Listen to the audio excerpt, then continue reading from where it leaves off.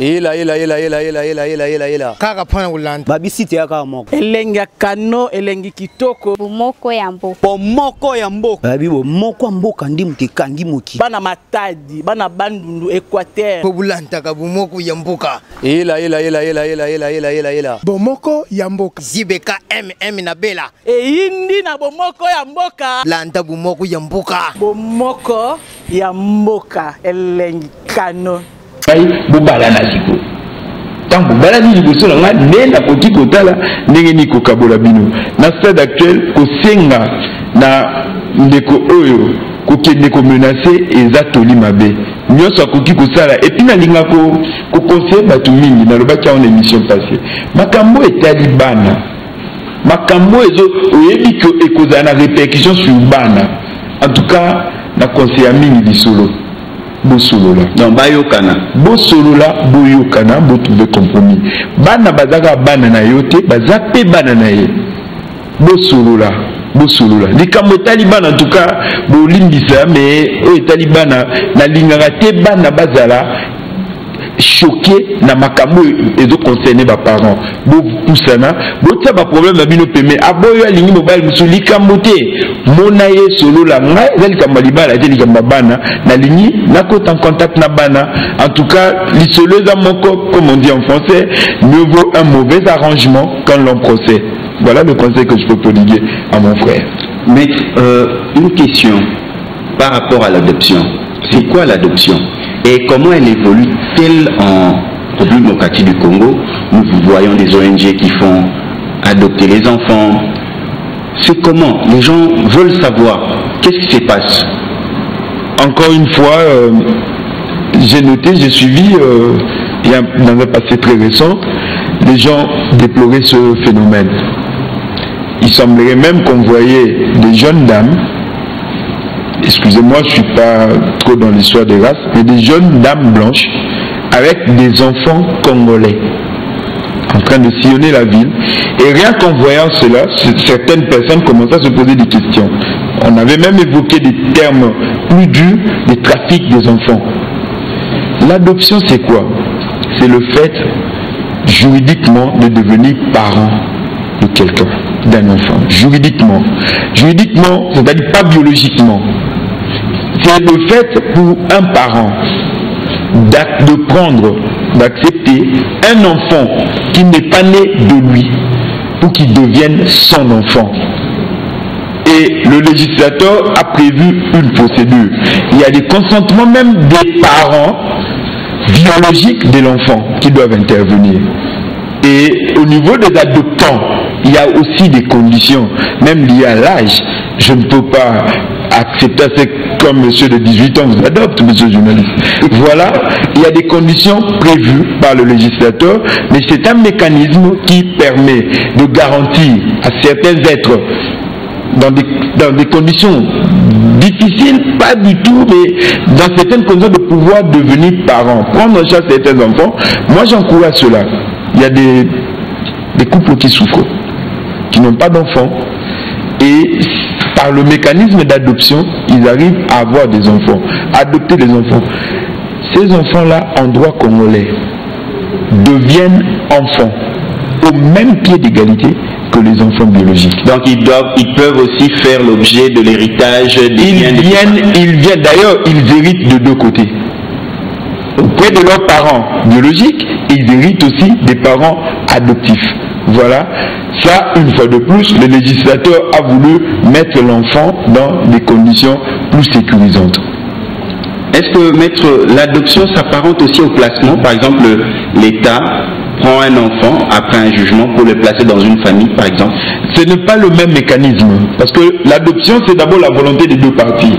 Or, de l'autre côté, c'est une décision provenant du pouvoir public.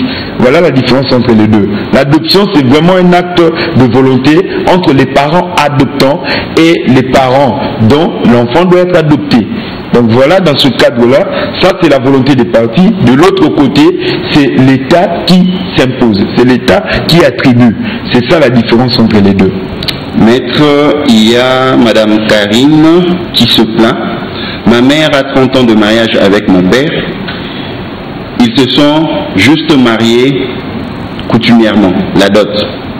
Présentement, mon père serait marié avec une jeune femme de 26 ans. Mariage civil. Et ma mère a-t-elle encore des droits sur les biens de mon père? Merci pour la question, ma soeur. C'est par rapport au respect, nous sommes africains. Je ne vous conseillerais pas de dire mon père s'est remarié avec une jeune fille de 26 ans. Mon père a épousé une autre femme. Mon père s'est marié civilement avec une autre femme. Dans le cas d'espèce, la femme de votre père, c'est cette femme-là avec qui il a eu à se marier civilement. Voilà. Et sur le plan de l'hérédité, pardon, sur le plan de la succession, qu'on ne se trompe pas, c'est cette femme-là. Si aujourd'hui papa n'est plus, c'est cette femme-là qui est conjoint survivant, c'est elle qui viendra comme héritier, parmi les héritiers de la deuxième catégorie. Et si elle saisit le tribunal en liquidation du régime matrimonial, par exemple si c'est le régime de la communauté universelle des biens, elle aura droit à 50% des biens laissés par papa. Mais vous ne trouvez pas que c'est un peu injuste? Ce n'est pas injuste parce que nous disons, les latinistes disent d'où Alex, c'est Lex. La loi est dure, mais c'est la loi. Pendant 30 ans, pourquoi la maman n'avait pas réussi à faire cela? Faute d'instruction, par exemple. Elle était quand même en tout pendant 30 ans. J'espère que les enfants ont grandi. Les enfants, ne disons pas qu'ils ne sont pas non plus instruits. Et c'est ça la difficulté. C'est ça d'ailleurs la grandeur, la profondeur du droit. Et on vous dira, nul n'est censé ignorer la loi. Pendant 30 ans, le code de la famille date de 30 ans. Et on vient de le modifier. C'est une loi âgée de 30 ans. Bon, avant la modification, la loi allait totaliser 30 ans cette année. Donc pendant tout ce temps, ils auraient dû s'informer pour faire enregistrer leur mariage devant l'officier de l'état civil. Là, le papa ne pouvait plus faire célébrer son mariage devant l'officier de l'état civil. Il ne pouvait plus se marier devant l'état. Et tel que cela se passe aujourd'hui, l'épouse de votre père, c'est bel et bien celle que vous traitez d'une fille de 26 ans. Mais maître, comment vulgariser ce code de la famille? Faire de ce code de la famille un livre qu'on retrouve dans chaque foyer? Mais la souffrance sur le plan de la vulgarisation concerne au fait tous les textes de loi de notre pays. C'est ça le problème malheureusement. J'entends les gens dire, écoutez, la loi est dure, mais c'est la loi. Mais qu'est-ce que la loi? De quoi parles-tu? C'est quoi la loi? Les textes de loi sont votés.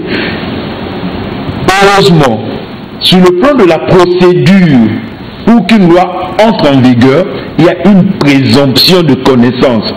Aussitôt la loi est publiée au journal officiel, c'est présumé que tout le monde a eu connaissance de cette loi. Voilà. C'est ça la grande difficulté. Mais en parler, c'est une autre étape. Il faut en parler. Les ONG, comme nous le disons, font déjà ce travail. Et au niveau des écoles, au niveau des églises, voilà par exemple, où il faut organiser des conférences, des journées de conférences et débats. J'encourage ce qui se passe, notamment l'église de la louange, où il y a des thèmes, les jeunes discutent sur certains thèmes, notamment certains thèmes liés au droit. Et à l'église catholique, dans des commissions des jeunes, commissions justice et paix, ce sont des questions sur lesquelles on échange très souvent. Et là, j'encourage cet acte, j'encourage ces genres d'initiatives. Une question, ça c'est en lingala.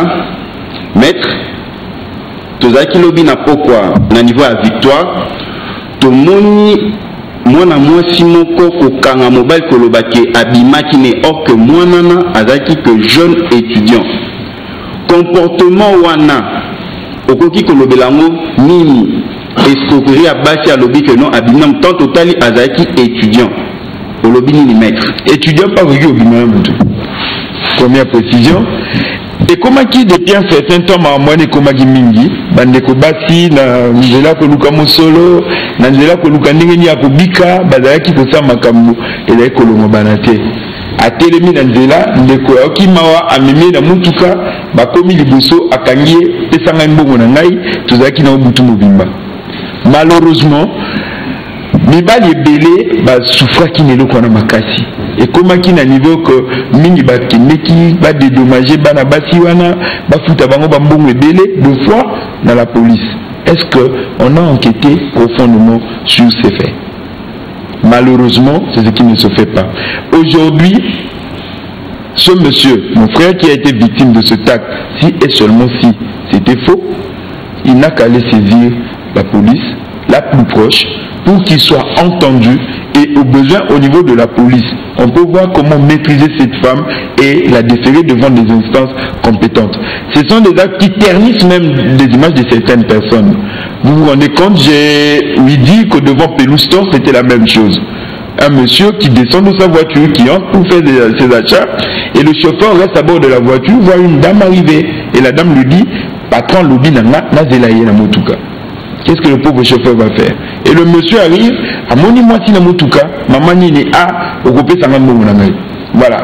Et Zali makamwa malamu te pour la société, et là bah acte ya ko condamner makasi, et ce qui est comme commis à la justice, parce que ceux qui ont bêti yonde au commis nangambo, ceux qui peuvent faire yonde au commis nangambo, commis tout nisate, kamata ndekoana, bokene nae devant l'État, bokene na la police, bayo kabino, et puis moulamaka ya rota la ndenge nini akotinda et siko basengeli kopesa ye o ekokina ye lokolambana.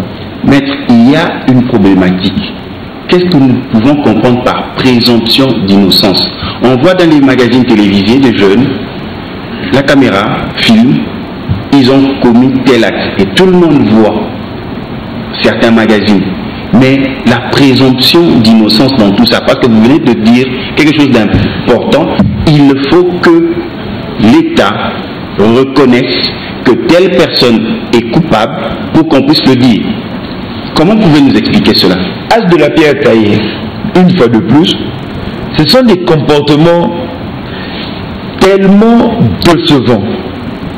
Pourquoi décevants? Parce que ça provient d'un organe très important de l'État qu'on appelle la presse. Un organe social, si je peux l'appeler ainsi, qu'on appelle la presse. Comment vous, les journalistes, vous pouvez aller filmer quelqu'un et vous lui demandez même de ne pas se cacher la figure? Vous dites non, non, il faut qu'on le filme. Il est qui? Ah, il vient de voler. Nous sommes dans quelle époque? Nous sommes dans quelle époque? La loi, la Constitution dit ceci. Toute personne est présumée innocente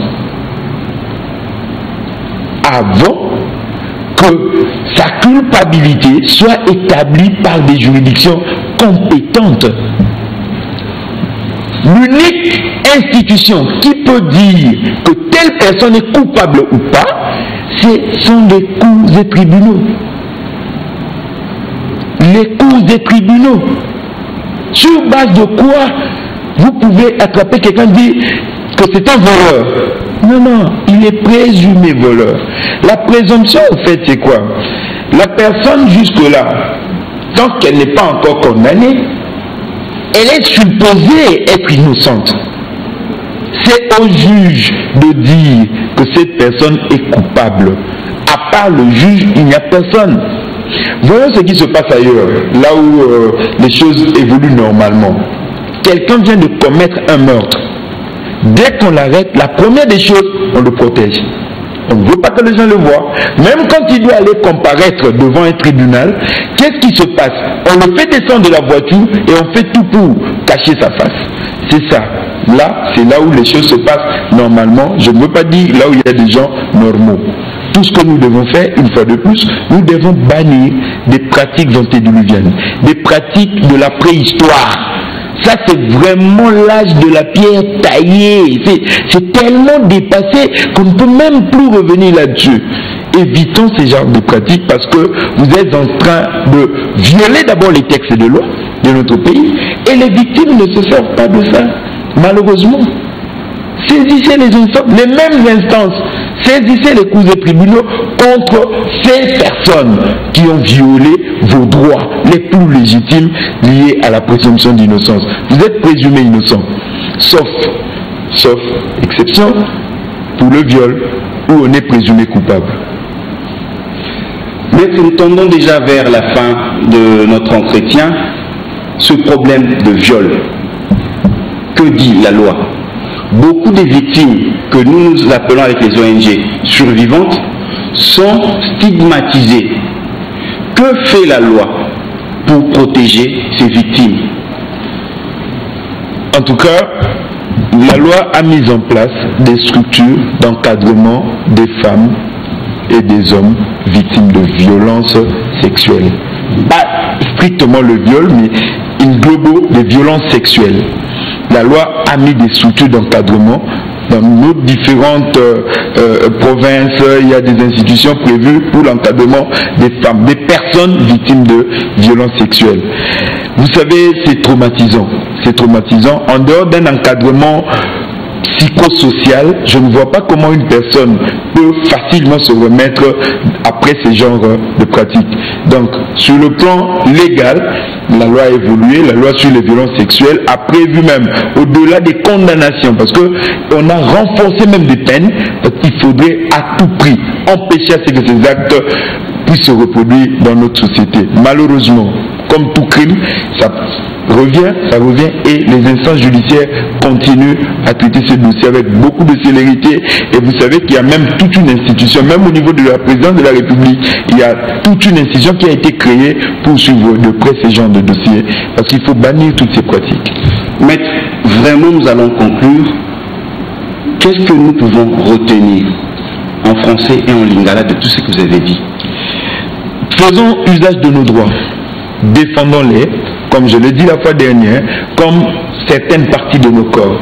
Nos droits sont inhérents à nous-mêmes. Nous devons continuer, nous devons nous battre pour nos droits sur tous les plans, en matière du travail, en matière de droits de famille, en matière pénale, en matière, je peux même dire en matière de droits de l'homme, des droits humains. Battons-nous pour le respect de nos droits. La présomption d'innocence, j'y tiens, j'insiste. Nos institutions doivent respecter le droit des gens à la présomption d'innocence. La police, tous les services de sécurité, la presse. Il faut que tous nous puissions respecter ce droit inhérent à la personne. Namokuse, Nangolobake, au Etali, droit à moto, et c'est ngeli kubina pour que bato ça, droit na yo. Toza na makamba mabala, makamba musala, makamba santé, makamba nyonso, droit na yo za nango sur tous les plans, il faut que bunda pour que bato ça yango. Makamba présomption d'innocence, ce qui n'a nous basambishi yote, en tout cas, balagisa yote, tala moyibi yo. Pour basambishi na note, pour mukolo bagolo yibaki na yote, bakosela kiyo, bato baloba mona kiyo ko balagisa ko moyibi, bakoka kozongisa image na kalate, yango wana to sengeli kusala très attention. Droit na biso eza na kat, eza lokwa biteni ya nzoto. To bunda pona yango libako apamba so beto so banga musapelongo bongo droit na yo vraiment ozo kenibo moyibi yango c'est quoi malembe to respecter ba institution mboka, la police, ba service à sécurité, armée, presse, botika ko filmaka batu kolakisa na télévision tala kuluno abetaki lichette ye bokanga ye bomema na l'état sambisa ye a condamné et puis a purgé peine na ye. Voilà et là on a koki koloba na mokuse par rapport ya ba droit ya ba personne vulnérable. To sengeli kosunga batuana ba yeba libeko ya mboka na biso. Très chers téléspectateurs, les ONG ont tiré la sonnette d'alarme pour dire que l'une des sources de vulnérabilité, c'est l'inaccessibilité aux droits. Et là, nous avons reçu pour vous le maître avocat Papi Serge Mayamba, avec qui nous sommes entretenus sur le sujet tellement intéressant. Vous voulez aussi participer comme le maître avocat Papi Serge Mayamba? Vous avez nos contacts, vous avez le numéro, appelé et vous allez participer au magazine télévisé. Et là, nous saluons depuis la Jordanie à Amman, M. Thierry Desmons du CICR. Et un grand merci à tous ceux qui nous ont accompagnés pour ce tournage. Là, je vois maman Jacqueline de Kenya, je vois le grand et l'unique Eric Nembalemba, je vois Alain Boketchou et je vois tous mes amis Sam et ainsi de suite qui nous ont soutenus. Merci à l'honorable Clément Zaou, merci à toute l'équipe de Kim 24 Télévision. Ne changez pas de chaîne, restez toujours connectés sur le reflet de Kinshasa. Merci.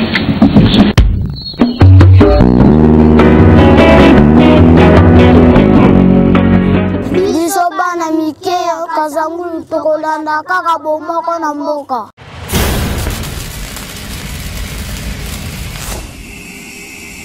ela kaka mpona kolanda babisite ya kaka moko elengi ya kano elengi kitoko bomoko ya mboka bomoko ya mboka babi bomoko ya mboka ndi mutu ekangi moki bana matadi bana bandundu Équateur mpo bolandaka bomoko ya mboka ela bomoko ya mboka zibeka mm na bela eyindi na bomoko ya mboka landa bomoko ya mboka bomoko ya mboka elengi kano